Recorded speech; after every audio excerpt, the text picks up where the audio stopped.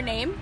Yeah, my name is Sri, and I have been living in New Hampshire for the last 5 years. I live in Concord for the last 3 years. I'm from India. I'm from southern part of India. My state's name is Kerala. Oh, do you want me to put the number on it? I was married to a white American, Oh. and we have a mixed race kid. And I think Concord is a very inviting, it's a beautiful city. Mm-hmm. I like living here. Okay, and where were your parents from? Like, were they both- My parents are from India. They're from Kerala. I lived in Kerala until like I was like 27. Now I'm like 33. Okay. Yeah, and my brother lives in New Jersey. Okay. What was it like growing up in Kerala, India? I mean, growing up in Kerala, I had a pretty, I'm from a village, so Mm-hmm. I had the the sweet memory of growing up in a village, playing cricket in paddy fields when they get dry in the summer, and we had a lot of mango trees around, and we That's had amazing. across the paddy field we had like a train track, so we used to go to sleep listening to the train and wake up listening to the train. It just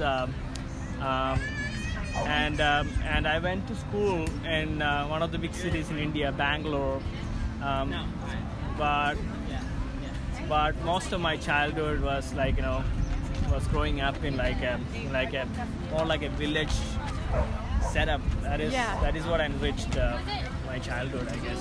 Yeah, so huge sense of community there.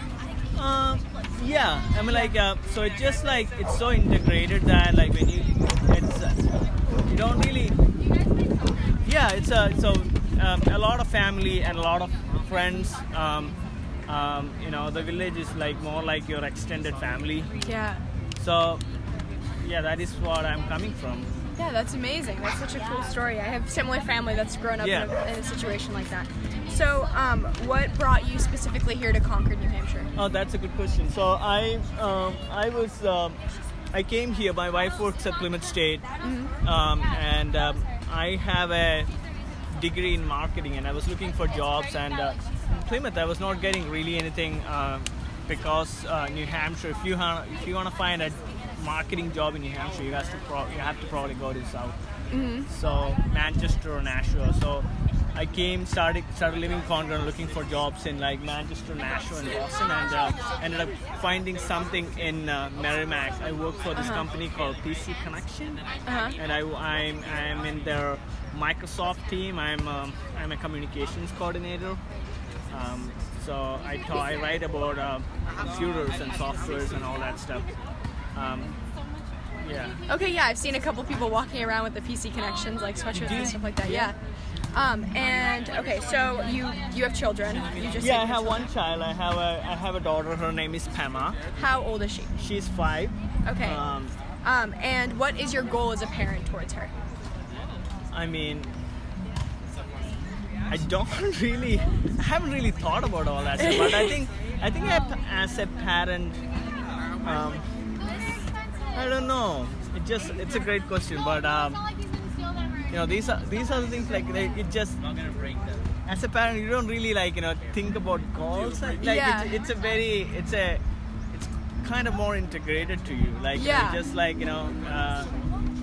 It's more like when you ask the philosophical questions journey versus the destination. That's a goal question, because you're just playing along, and you're just being part of it, and when you're part of every moment, you don't really have a goal. You're just playing and enjoying it. Oh, talking about it, I think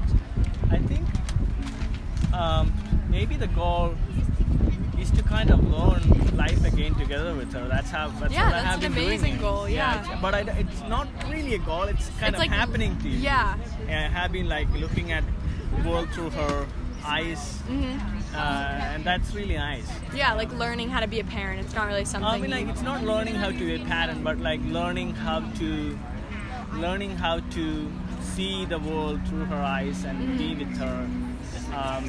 And that's it. Like, I don't really have a goal, but what I usually do is, like, my goals are very emergent, in the sense that when I see that she's going in this direction, I kind of enhance that. So, for example, today we went to fly the kite together, and she was showing interest in that. So I taught her, and she got really good at it. Like, so a lot of things are like that. I don't really have goals for her. Like, talking about that, growing up in India, my parents had goals for me, so that was not really very helpful.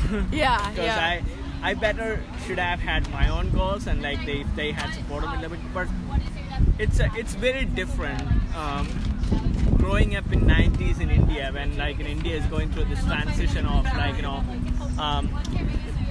open the liberalization and all that just started. So we there were like, everyone wanted you to be either a doctor or an engineer. Yeah, I agree. I have that same experience with my parents. So I was like, so I don't want to do that to my daughter. I want her to explore, and like and I want to really like be very attentive and watch where her interests are, and kind of help her with that, rather than like going with one of the trades which has more market value or something. Yeah. Okay, and then branching off of that, what is your definition, or like what does the word family mean to you? That's a good question. Family. Or what do you expect out of your family? Like what do you think you try to provide your daughter with when it comes to feeling like she has a family? I mean, these are the type of questions where you don't really think about, but it's just like, it's family is important. I think I lived in a very tight, family oriented culture. So family is so important to me, but I don't know how to define it. It's just like, so I understand that growing up,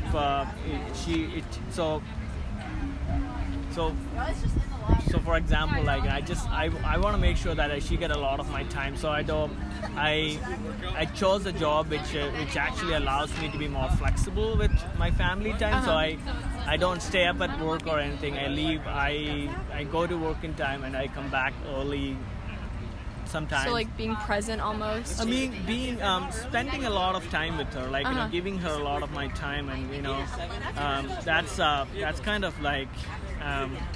That's a thing for me. Like, even my wife, like we both have make sure that we are giving that time for her. Yeah, I agree. And then your definition of happiness. Happiness is this crazy question. Like, it has many definitions. I mean, I don't think about happiness a lot, but I think happiness is something that, it's kind of, to me, it's kind of like a place where mind stops wandering for anything. Like, it just comes to you. You cannot like go after it.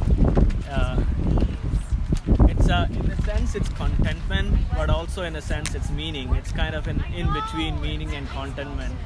So, but pretty sure that when it happens, your mind doesn't want anything more. Just like it stops wandering, it stops thinking. That's why I see happiness. Yeah, no, I agree. That's such a good way to put it. I haven't heard anyone put it that like concisely before. I feel like. Yeah, I think about happiness a lot, but it is an overloaded word. It means multiple things. But I think the two main things that apply to common men are contentment and meaning. Yes! And it's kind of in the interjunction of contentment and meaning, I think. And but the effect of it is more important, which is more like your mind stopping at that point, and from that point you kind of feel more peace or something. Yeah. I think that's how happiness is felt by most people. But there is another meaning of kind of definition of happiness, which is more like a joy kind of thing. Yeah. I don't kind of go towards that type of happiness. It's more like the pleasure, joy. That's another type of happiness. But I'm more into like I'm content. I'm, life feels meaningful.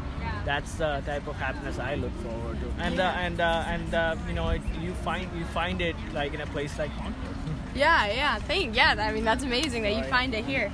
And then last two questions. Your greatest fear. You guys are too deep. The last four questions really hit hard. Okay. Greatest fear.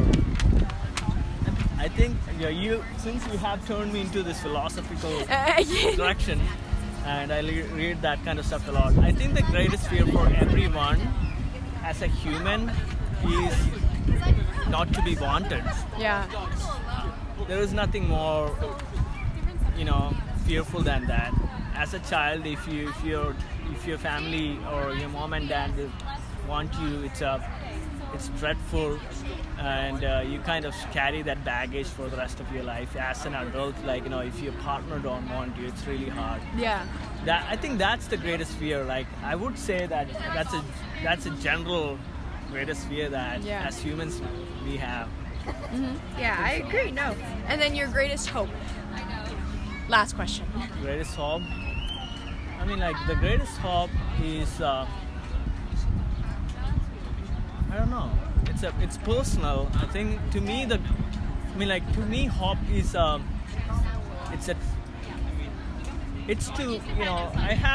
there are every day we kind of fall into this place of not sadness but disappointment and all, but it goes away really fast. But it's very momentarily, but you kind of, when you are in that state, the hope thing kicks in, and I tell myself that it's okay, it'll pass. Yeah. That's my hope, but it's very momentary. But it's not regarding like a long-term thing or anything. It's just to pass this moment, and kind of telling myself that it'll be over. Yeah. Yeah. Yeah. Okay. Perfect. So.